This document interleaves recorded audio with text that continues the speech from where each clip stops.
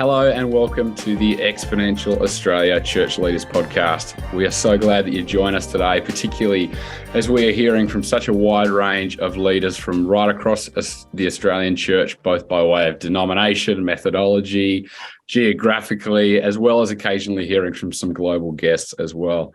And today we are joined with a particular focus on regional church planting, which is something that I'm very excited for.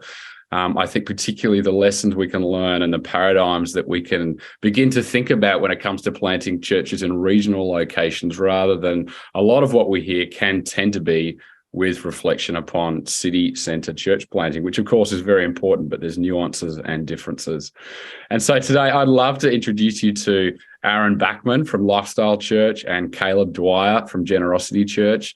Guys, maybe one at a time, you say g'day, introduce yourself, tell us about who you are and your family and the church that you are currently leading and how you got to where you are today. Maybe we start with Aaron.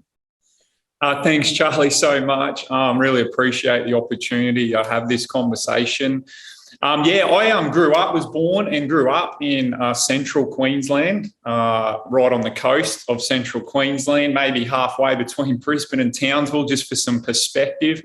Grew up in that context and in that community, and I ended up going through all the way up through my schooling and into university in that town. That town was called Gladstone. Huge shout out to anyone from Gladstone. But there's also a little bunch of communities around that town, little rural and regional centres that make up that district that we were a part of. I grew up going to church with the family, wandered off in my teen years, and then a good friend of mine took me to this conference that some of you may have heard of called Planet Shakers in Adelaide. And we drove all the way from Gladstone to Adelaide in a car. I convinced my dad to give me his credit card and some fuel money, and off we went. And at that time, I was actually moving away from all things God and church, but I just knew that something special happened that week that put something in my heart to serve God in the years of my life ahead. And so from that point, we began a youth ministry in the church that we were a part of and got engaged in ministry. Through that period of time, I finished uni, got married, and my beautiful wife, Tazina, and I now have 2 kids. And then along the way, felt a real call to plant a church, and with wisdom and insight and blessing from those in the community, we planted our first church in Gladstone in 2006, Lifestyle Church, with 10 people and a dog on a patio. And absolutely no idea what we were doing. It was a genuine cold start, if I could describe it like that. And we went from there, and what an adventure it was. And then in 2017, we planted a second location in a regional town called Calliope in central Queensland, about 3,000 people in that community. Wow.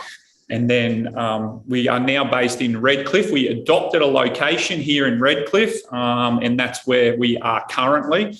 So we oversee those 3 locations, and then we also have another 1 or 2 that are in the pregnancy phase of being birthed into the future. So that's Lifestyle Church, a little bit of background and history of how I arrived where we are today in a few dot points, mate. I'm a poor handyman and probably an average cook, but I'm a great encourager. I'll take that, right? And I think you need that, especially when you're planning churches in regional context. So thanks very much for having me, Charlie, today.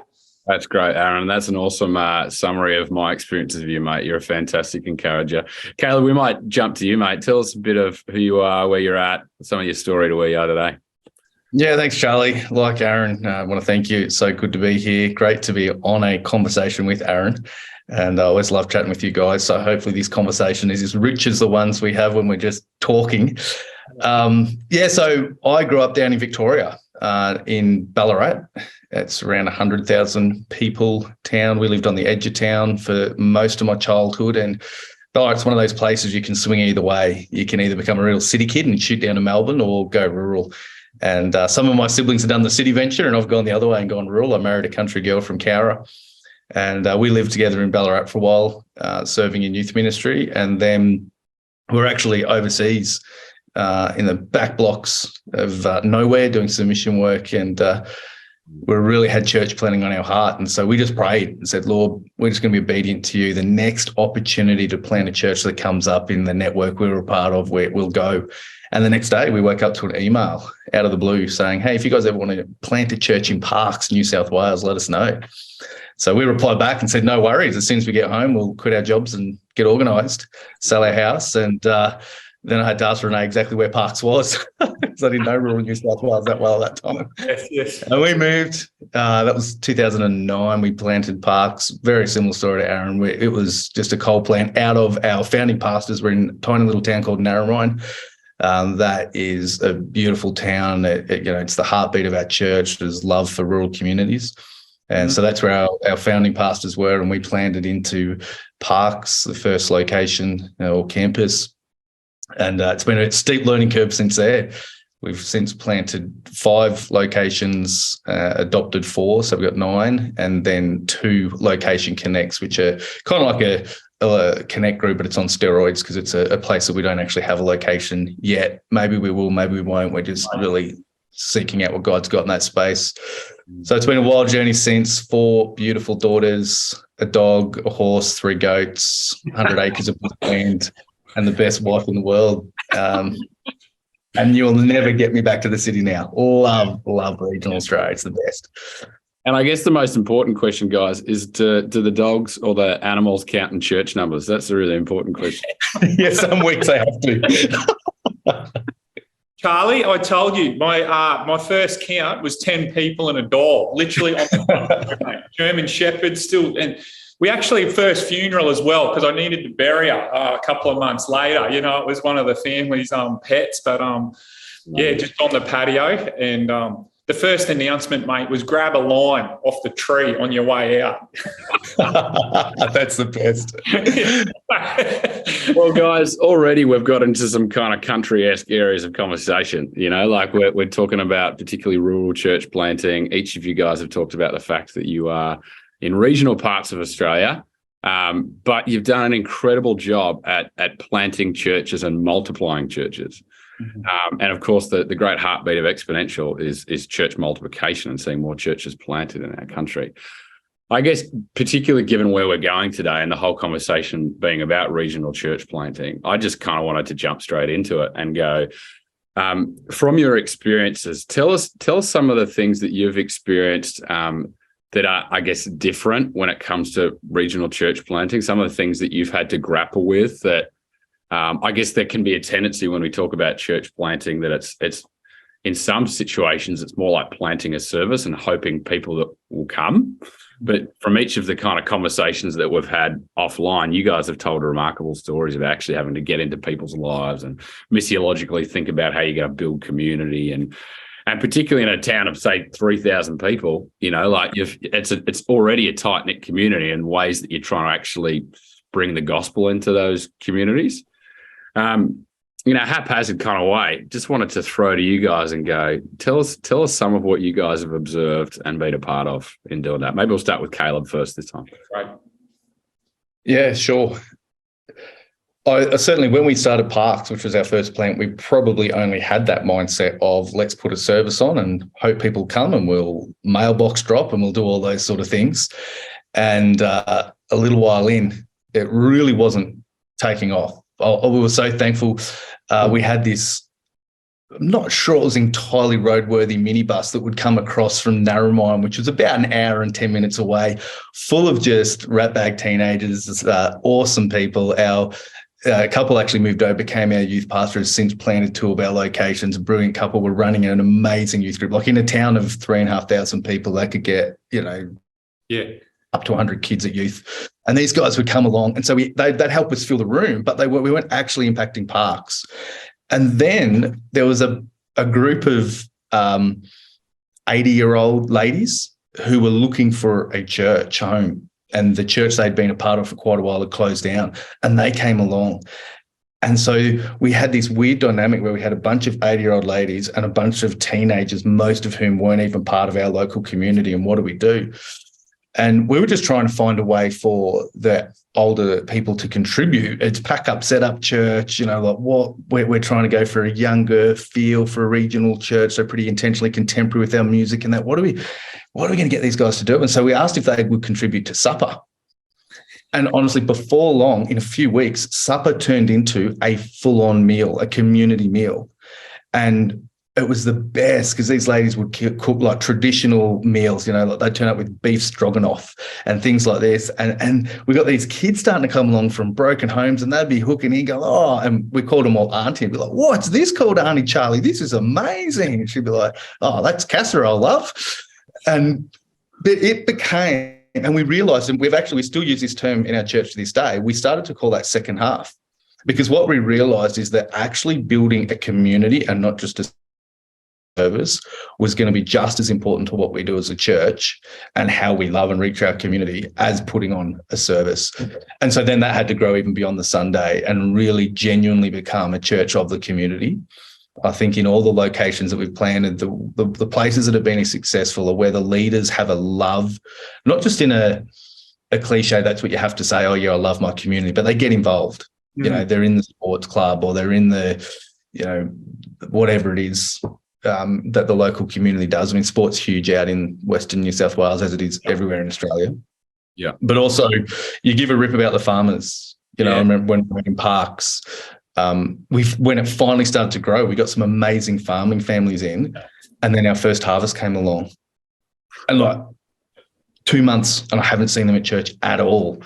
And I'm thinking, oh no, we've lost them. And so I just rang them up and I realized like these guys are working 14 to 20-hour days for months at a time. I'm not going to see them in church. And so Renners and I went out and we just sat in their headers and we'd sit in their tractors and we'd chat to them. And I learned about farming. And, all of a sudden here you are, a city boy in their eyes coming from a town of 100,000. And before long, you're asking them, what they're getting per hectare and having all these conversations that you had no idea about, but it shows that you care about them and you're more, like we'll go to you during harvest. We know you can't get into service, but we love you. We know you're coming back. We know that farms are the heartbeat of this community. So it's just changing some of those mentalities that I found part of the journey. So good, Caleb. And I remember you telling a story and I'm quite sure it was you. Sometimes I can get mixed up, but you told a brilliant story one time of you were setting up in a regional town and because of a conflict that was going on in the town, there was a disturbance going on and just no one had showed up to church that day. And you kind of sat with something of a predicament of, we could just choose to keep on doing what we're doing, or we could get actually out in the town and actually be with the people.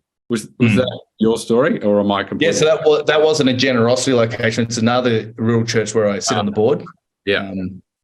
Because I love churches. It doesn't have to be ours. And had the privilege of sitting on a board it's actually a generally remote community. And the pastor sort of got in touch with us and he's like, there was, I won't go into the details, but there was just incredible upheaval happening in that community. And it was like, mate, go and pastor. Like that is being the part. We don't just, I even joke with our guys here. I now am in Bathurst that when people say, how big is your church? And they expect you to have a country church of 50 people or whatever, I tell them, 10,000 because Bathurst is our church. Like we're going to pastor the community. And I think that's a really cool mindset, especially in those smaller towns, that you're there to pastor the community, not just grow a service. Yeah. And people will come to Jesus and that. You start building disciples way before they even know who Jesus is. And you start pastoring the community. And when, when there's an accident on a farm, you're there. When there's harvest, you're there. When there's drought, you're there. When there's flooding, you're there. You're just always there loving these people, even if they never set foot inside your church. And I think one of the privileges of a small community is that you can build up a reputation of being that church. Wow. So good, Caleb. Aaron, how about we throw to you, mate? Tell us your experiences as you've been both growing up in that kind of community and planted a church in several locations. What are some of the kind of general observations you've made? Oh, things, Charlie, like, reputation matters. Like maybe you're in the city somewhere and you can be hidden away or tucked away before people get to know you in a small context. That's not the case. Like it doesn't take long. The way you speak to people in a supermarket at the servo in small regional context really makes a big difference. I would just say, in light of what Caleb's been sharing, in these similar contexts, that you have to seriously dig deep past the surface of just the methods or the formulas of what it looks like to plant a church, or if I got a book and read it and said, do these things or followed this strategy or this plan, and really drill down past that into your heart and go, you know what, I'm going there like a missionary. I think you use that word, like missiology, but I'm going there like a missionary. And if I'm going to do that, I better establish quality foundations and relationships with this community before I even try and invite them to something. You know what I mean? You don't, even in life, you don't often just invite someone into your home first up. That's your first interaction. Mate, come to my place. You kind of meet out and about, you go to wherever it is, the local or the pub or the community, or you're playing sport with them or whatever it might be. And then as that relationship develops, then opportunity comes to kind of say, oh, hey, we're doing this thing over here. Are you interested? I think it's just taking a more long-term approach. And for me, I'm always saying to our guys, like, authenticity in that way is absolutely key. Yeah. I can get the formulas and maybe even look and aspire to what people are doing in larger church contexts and city contexts, where honestly a majority of our resource or information can often come to us from, and kind of go, well, we're not comparing ourselves to that. We're being genuine. Right. Well, these people actually matter. This town matters. So I'm saying, before you start a church or plan a church, do these people matter to you? Like, you know what I mean? Do you, like, does it matter that there's a life-giving community in this town? Because some of the towns don't have one. So you're going to be the only representation oftentimes in that town of who Jesus is and what the gospel is all about. So you better start not by just thinking we'll put on a little production or performance or an event and just kind of gather you. We actually want to walk with you. And I would say it's more focused, Charlie, around disciple making rather than just organizational building or building something like what we typically call church. It's going, no, I'm going to have to walk, and it's going to take some time. So for me, I just have tried to remove some of those stigmas in my mind that what success looks like in those different contexts is poles apart, and that's okay. I used to travel to the cities, and I would go and I would glean and I would learn and I would try and think bigger. And that's probably what it did for me in smaller contexts, was I still tried to think big, even in a small town, about the potential impact of what the community could have. Right. Rather than just the numbers in a service, what impact, because there's massive potential in regional Australia. Anyone watching, just, go and in regional context, what you realise, there's no other church there. There is no other competition down the road or this one or people jumping between. You're it. So you can actually... Lots of them have closed. Yeah. What's that? And don't you think, Aaron, it's interesting to hear what you're saying there about, your reputation and being in the community. Like, one of the things I found about country people is that they have a really good radar for bullcrap. Yeah. And that's why you hear the stories about the cynical or the whinging farmer. It's not. When you get to know them, they're not that at all, but they just see rubbish a mile away. And if you're the blow-in new person that is going to build this big thing, they're like, are you, mate? Not good on you. But if, like Aaron was explaining, you're the person that's there to actually get to know them, to make this community better, to add value to this community, to add Jesus and kingdom to this community, over time, they'll be open for a combo. Yeah. Love that.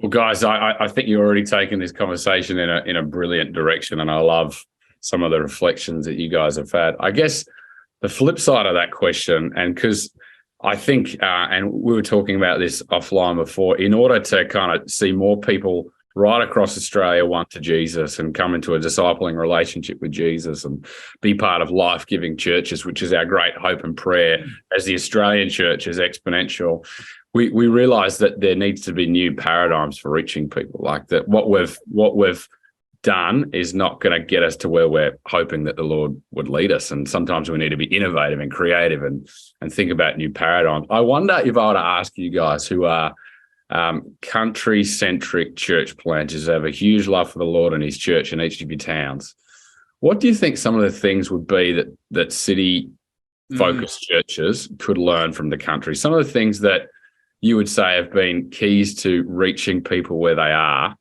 how could those be applied in a more people-dense location? Of course, some of those things are unchanging, but for us in the city who are trying to plant churches and make disciples, what are some of the things that you would reflect back?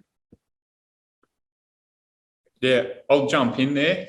Go for it. Yeah. No, I would, one of the key words that I think comes to mind, Charlie, is around that authenticity, authentic community. It's interesting though, because, many would suggest that if you're in the country, you're isolated, you're on a property and you're isolated. But it's so true that you can be in an apartment block in Melbourne somewhere, 10 stories up with thousands of people around you and be just as isolated. Yeah. And that without intentionally putting ourselves as human beings in authentic community, and the same with church, is I can come in and I can go out, and I can come in and I can go out and still feel very alone or isolated or not connected and engaged. And I think that, when we throw words around like family, like this is family, or this is, like a family, I use that language. I want it to feel like a family, but I know a family member who cares about me will drop everything at 2 a.m. in the morning to come and rescue me if there's a flood going through my home. And so I would, probably feel that authentic community is something that we're all craving, that we're all striving to create. I just feel that sometimes it doesn't happen as well when I'm just using programs, systems, and structures to make that happen. Yeah, good. So I've got to kind of somehow create environments or spaces and rooms for people to genuinely, share the weight of what's going on in their lives. That's not just running through a sheet, in a class, in a Bible college room or a church training room. Does that make sense? It's got to happen in an authentic and genuine way. And I reckon, mate, if we all had 3 or 4 or 5 really just good friends in life, it like good friends, you know what I mean? It'd be super helpful, whether I'm in the city or in the country.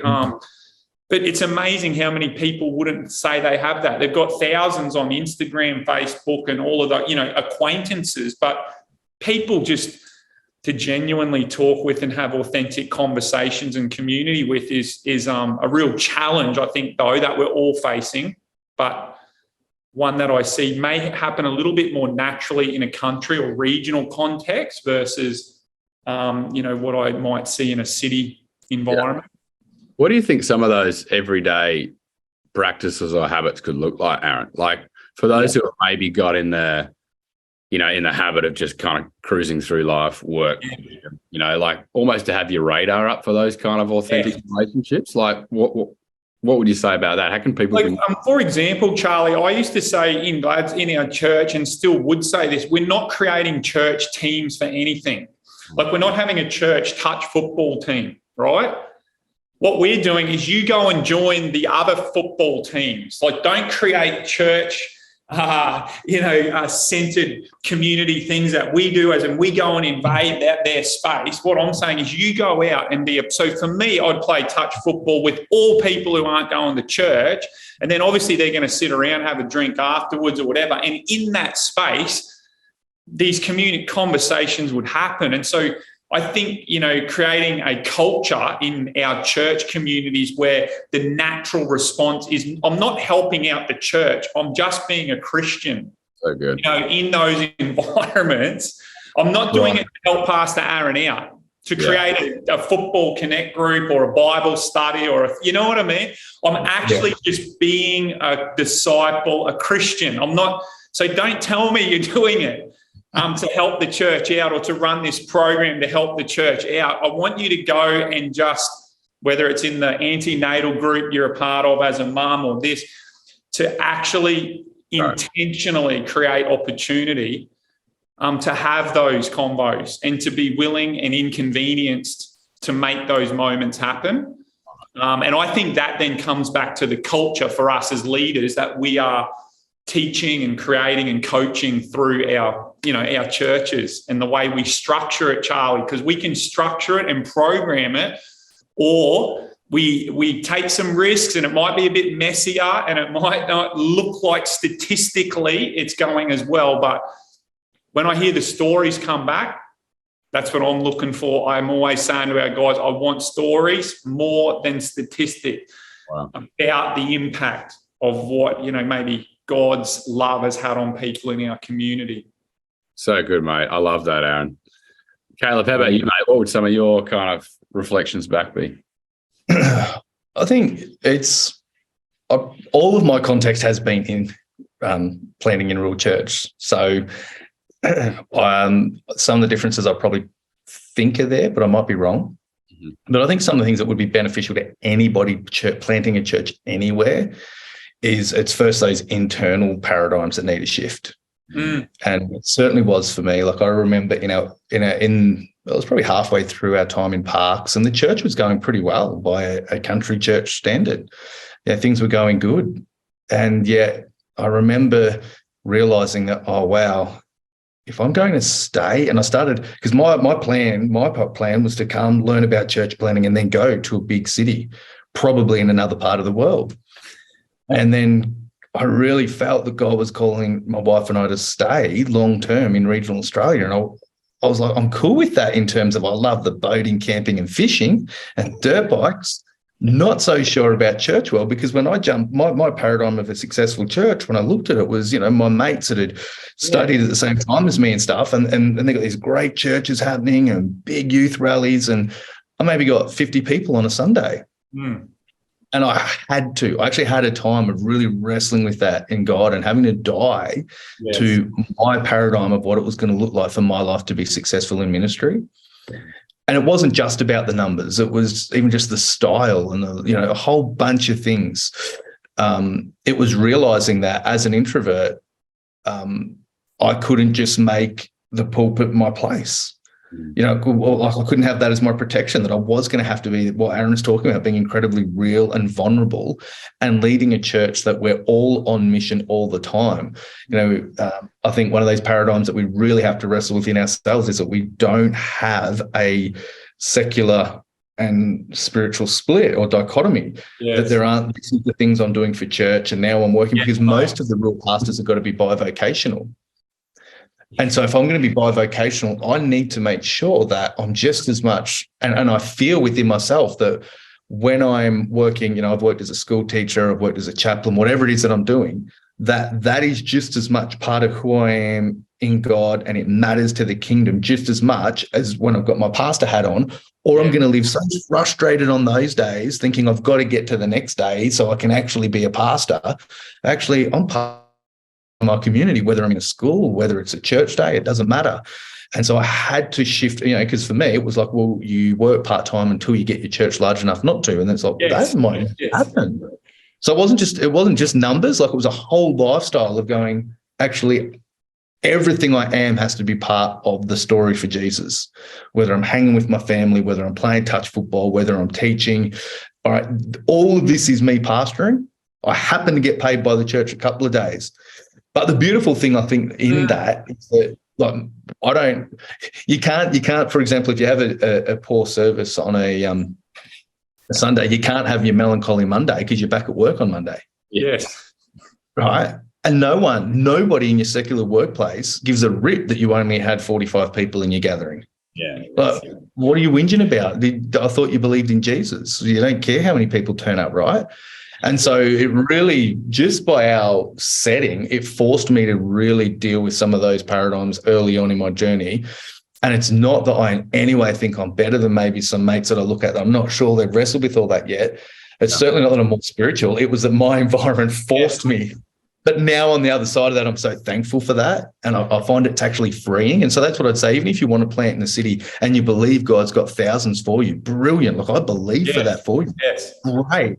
But still, there might be some of the paradigms that we just need to lay it all down and actually be like, even in my prayers, I remember Holy Spirit really challenged me one day. It was like, so many of your prayers are about what you want me to do, even through you, how about more of your prayers for what you want me to do in you first? Wow. And when I spend more time on that as a leader, and then I disciple my church to be a bit more like that, and then God will start to do stuff through us.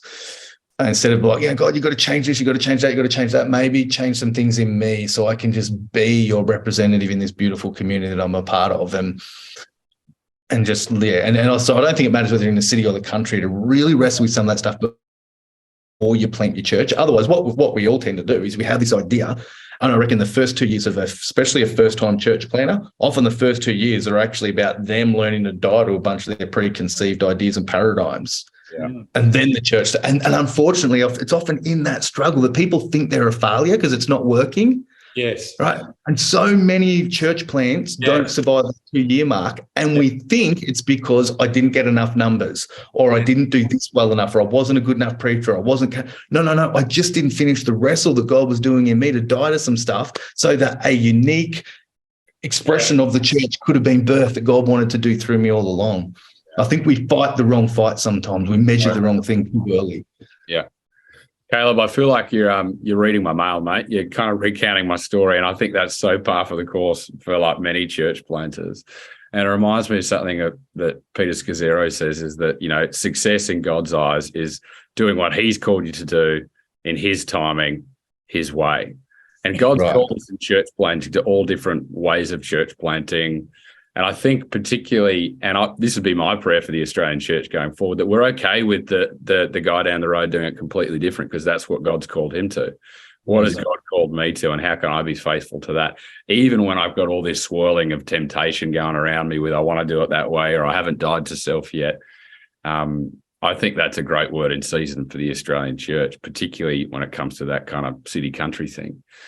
But one other thing I'd want to ask you guys before we begin to wrap up our time is, you guys were reflecting before, particularly when you go to pastors' conferences, when you go along to gatherings, and of course, Exponential is the same. We celebrate the mega and we celebrate the micro. We want to see all different shapes and sizes of churches flourish in our nation. But the reality is that 80% of churches are under the 100-person mark. Yeah. Sometimes there can be that, like you say, there's the superstar on stage who, the church has grown by 10,000 people in a month, and you kind of go, oh, what am I going to take home from this? Yeah. I just wonder particularly how you guys have been able to, sanctify that, bring that before God when you come home from those conferences, the kind of how you strengthen yourself in the Lord in that, because you are running a different race. It's a completely different race that you're running. How have you guys been able to navigate that well? And maybe I'll start with Caleb on this one, because he was on a roll, and then we'll go to Aaron. Yeah. Thanks, Charlie. I would say it's not something I've always navigated well, but I'm learning to more and more all the time. I had a situation a little while ago. We had only been in Bathurst for a little while, and some incredibly generous people that were part of our church plant, including a builder who we were able to buy a warehouse and build an amazing facility really early on. For a country church, we have a great facility. We've got a full-time commercial cafe that employs disabled guys. We've got team rooms. The building's open 6 days a week. Great auditorium. It was amazing. And so we had the big launch and a great celebration day. And on the same day, a really, really close friend of mine, he's been like a big brother, and his wife's like my big sister for years and years, like two of my biggest mentors, were launching their new venue. And just after I walked out of the amazing celebration of ours, I opened up Facebook to put a post. I'm old, I still do Facebook. And his stuff came up. And they've got state members of parliament, national members of parliament, hundreds of people, right? And I had this moment of just thinking, I remember driving home just going, what is wrong with me? Because what I realized is that as soon as I felt, it wasn't even just that I was going to miss out celebrating what God had done for us locally, but what about that amazing family, like those builders who had given so much? What about the beautiful ladies that would come down and bring us meals? Every single Saturday, for about a year and a half. We had volunteers building this thing and people providing food. And I would stop celebrating them because I'm comparing. Like, what is that? And so again, it was just another level of learning to die to that stuff, because it doesn't just affect me. Right? Other people miss out. And when we learn to be just secure in who God's called us to be, suddenly the lights come on of just what we actually do have around us. And you start celebrating the people you do have in your lives, and you start celebrating the ones and twos, and you start celebrating what God is doing in your local community. And it becomes so much more fun and so liberating. So it was probably, one of the big kicks in the butt for me was realizing, hey, your sookiness, you're making it all about you. It's not just bringing you down. It's going to bring other people down. It's going to stop you celebrating them. You are robbing other people. And I was like, oh, what kind of leader does that? And that was a wake-up call for me. Wow, Caleb, thanks for your honesty in that, mate. Charlie, I think, mate, after about 7 years, I was done. I was ready to go. I had put in place a time to have a sabbatical. I wrote that in real early on. After every 7 years, I'd take a pause.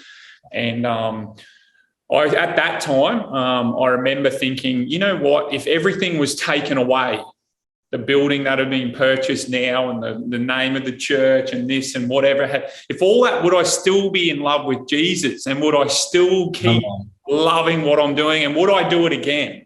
And I remember having a moment. I was pretty broken at the time and I was crying. I'd sort of, felt like, oh, maybe I'll just hand it over, give it to someone else. I can go and look for something else. And it was in that moment I got this revelation that before I did anything else from that point on, I was a son of God. So even before I was a pastor, I was a son. Even before I was a husband, I was a son. Even before I was a preacher, I was a son. And I heard someone do some teaching on it. I can't remember who it was, but reflected back on the fact that the Father said to Jesus, "This is my son in whom I'm well pleased," and he hadn't lifted a finger yet. Yeah. When he said those words, he didn't say, I'm pleased with you because you got this many numbers. I'm pleased with you because you did all of these miracles. Jesus, you're the man, right? He hadn't actually done started his ministry. So in my head, I realized that before I even did ministry, I had to settle in my heart and in my identity that I was a son. I wasn't going to find that ever in being a good enough pastor, a good enough preacher, a good enough church builder, right? That was never going to measure up. And from that point on, honestly, I realized that I wanted to influence my world, but I didn't have a secure identity. And I knew then that my identity was only going to be secure whether I'm in the country, the city, whether I've got 5 or 5,000 people, through firstly having an intimate relationship with God, then knowing that I would have a secure identity. And then what I guess happened to me in that moment, God prompted me in saying that one day then you'll have influence. But when I try and force influence, which means I want my show or my kingdom or my empire or my church or my ministry to look bigger than what it is or better than what it is and influence more people, right? And that identity is not secure, I'm going to crumble under the weight of trying to measure up to that over there. So for me, I had to just come to this personal revelation that those things were never really going to satisfy. So when I go to that conference, I could be in any green room. I don't care who's in that space or in that room or whatever. That just fell off me. When I had that encounter with God on the beach, because people go, why aren't you in there? Or why aren't you trying to get to that person or network with them or find that big guy or that? And honestly, I'd be like, I'm just not that interested, to be honest. Like, if they're good people and if it happens, it happens, but I'm not going to force it, or force my hand. But I really came to a place, and then that sort of settled. Caleb said that security in me, because a lot of that stuff that you're talking about, and we often talk about in those moments we have, Caleb, which we all have done. Numbers are down, stats are down, money's down, this is down. It all comes out of insecurity. that I'm not measuring up to who and to what. And then I get up Monday morning, go for my walk, and God goes, this is my son in whom I'm well pleased, mate. You know what I mean? What is it? Monday's remorse. You know, I need to get up Monday and go for a walk and hang out and just get that affirmation again with God.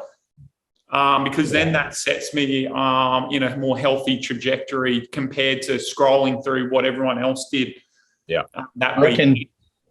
I reckon in post-COVID world, Aaron, you cannot get your joy from your success in ministry, right? Yes. That will not make you strong for the long term. It's the joy of the Lord is my strength. When my joy, right, and not this ethereal thing, but actually the thing that makes me happy, the thing that gives me joy. Yes. It's actually who I am in Jesus, which is what you're saying. I'm a son first. That's my place of joy. Yeah. Not my success in ministry. And that's another one of those paradigms. Hey, when we wrestle that out and go, it's great when church is going well. Yes, mate. But it's also great when I'm great when it's not. Yes. My joy is actually in Jesus and what he's doing. Yeah, that's good, mate. Yeah. And you've got it. Like you would find this, that when you've got multiple sites now. Yes. I remember when we had one or two, it was like you have good days or good weeks and bad weeks and good weeks. And then you get multiple locations. It's like you got two train tracks. There's a good train track and the bad train track, and they're both constantly going. If you don't learn to get your joy from somewhere else, you're gone. I always said, Caleb, if you had 3 kids, I only got the 2, but I reckon if you had 3, there's always one, they're never all going sweet all at the same time. Someone's got to go to the doctor. Someone's got this. Someone's got, there's always something that one of them's carrying that's a bit of a burden and a weight. But honestly, my desire is that we would grow, Charlie. We would reach more people. We would have more potential to plant. But I also know that that's going to come in a more healthy way when I, as a leader or planter, lock that security down in Christ rather than accolades, achievements, or aspirations that other people have of me. Yeah, correct. It'll kill me and crush me. And I'll be honest, I went around when we first planted, I went to all the ministers in the town in Gladstone. And one of them actually said, which is very encouraging, right? He said, I think I'll give you 3 years. And, it's not easy. You're going to just go cold start, right? And I was like, oh, okay, thanks for, and I wanted their blessing, and others were like, here's some money and let's go and go for it, and I just realized that along the way, 16 years on now, it's only been that identity founded in Christ that's kept me there. Good, man. And obedience to what he's asked me to do rather than being overwhelmed by because we all could probably at some time, just go, oh, this is a bit tough, a bit hard. There's many days and I say to people, I have bad hair days. I just try not to have bad hair weeks or months, or years. Don't have a bad hair year. Just, and I think we have those moments. But have you heard of the rule of thirds, Charlie? No. What's that? Aaron, have you heard the rule of thirds? You're a gym guy. Apparently it's an athlete thing. They reckon if you're a high-performing athlete or business, whatever it is, and so I just take it as if you're a leader, it's the rule of thirds. A third of the time you're going to love what you're doing, a third of the time you're going to be okay with what you're doing, and a third of the time you're going to wish you were doing something else.